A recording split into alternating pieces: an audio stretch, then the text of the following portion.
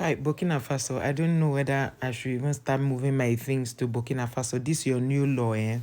I don't know. I was planning to move, but this your new law is beginning to make me give it a second thought. But this is a good thing.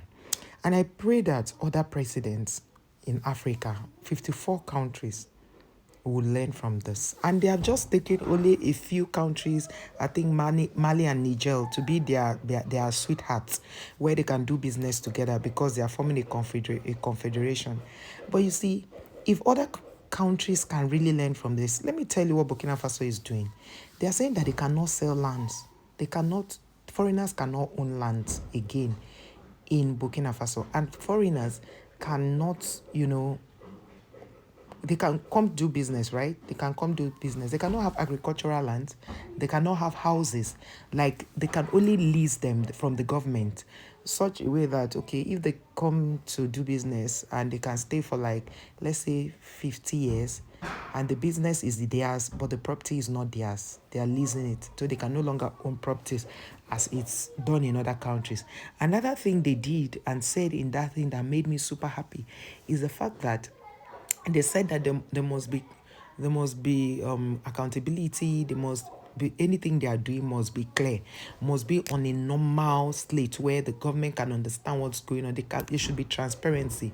In a nutshell, that's what they mean. And they also mentioned that they must employ a certain number of Burkina Faso people. Isn't that just a great joy? Isn't that a great joy to behold? Isn't that a great joy to behold? Guys, please, this is a super great joy. Like, I am so happy for the people of Burkina Faso.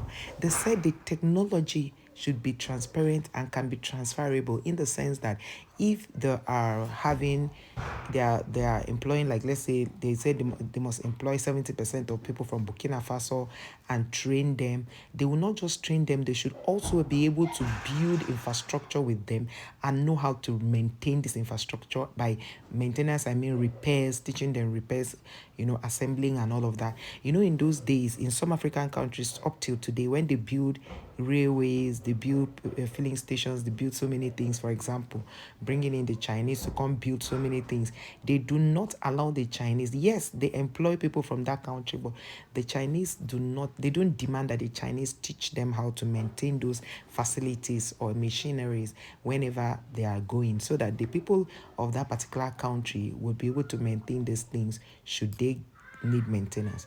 You'll find out that a lot of people would not even care. Most countries don't care. But now Burkina Faso is saying that you must teach our indigens how to maintain. Like, if you are building, if let's say a refinery, for example, you must employ 70% of people from Burkina Faso. You must also teach them how to maintain the machines. You must also teach them how to couple and all of those things. You must teach them whatever it is you are maintaining, whatever it is you are doing. You have to ensure that the Burkina Faso people learns it. So that is, you see, because the Burkina Faso president has said that he doesn't want his people to travel out of Burkina Faso again to do business or to even work for anybody. They don't want that. I remember something like of that nature happening in Nigeria, in one particular state called Ebonyi State in the southeast. That particular state was known for going to do liberal work for other people, other states, and they pay them stipends for doing that. But when one particular governor came, I think that was Governor Ilechi, he stopped all of those things. He said none of those people will ever do that kind of job, that they're not going to do it and all of that. And then I think that's the state Governor David Umahi, who is now the minister for I think he's the minister for, I can't remember what that his portfolio is.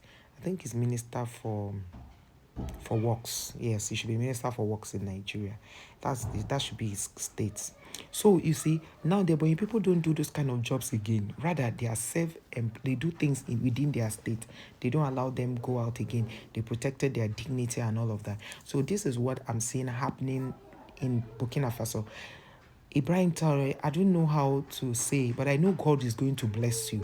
Keep setting the pace. Keep making your flag. Keep flying your flag. God bless you as young as you are. Like, you are making things happen for your people for good. Guys, thank you for watching. Let me know your thoughts.